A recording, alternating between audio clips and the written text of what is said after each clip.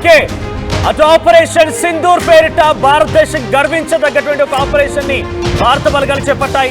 చాలా గర్వంగా ఉంది. ఒక భారతీయుడిగా చాలా ప్రౌడ్ గా ఫీల్ అవుతున్న సందర్భం నెలకొంది. కానీ ఇంకా పాకిస్తాన్ ఆగడం లేదు. పాకిస్తాన్ ఇంకా కవ్వింపు చర్యలకు పాల్పడుతూనే ఉంది.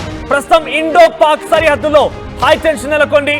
భారత భూభాగ లక్ష్యంగా పాక్ కాల్పులు జరుపుతోంది.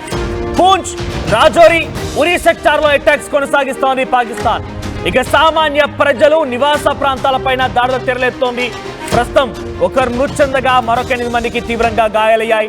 పాక్ సైనికులు టెర్రరిస్టు దాడులని భారత ఆర్మీ కూడా తిప్పికొడుతోంది. ఆపరేషన్ సింధూర్ పెద్ద ఎత్తున అటు భారతదేశ వ్యాప్తంగా ప్రస్తుతం ఆపరేషన్ సింధూర్ తర్వాత సంబరాలు నెలకొన్నాయి. ఈ నేపథ్యంలో పాకిస్తాన్ మరోసారి ఇండో పాక్ సరిహద్దుల వెంట పూంచ్, రాజౌరి, ఉరీ సెక్టార్ లో దాడులు కొనసాగిస్తున్న నేపథ్యంలో ఒకరు మరణించారు. మరొక 8 మందికి చాలా తీవ్రంగా గాయాలయ్యాయి. ఆపరేషన్ సింధూర్ విజయవంతమైన వేళ ఇటువంటి కవ్వింపు చర్యలకు పాల్పడడం అనేది కొంత మరోసారి ఆందోళన కలిగిస్తోంది.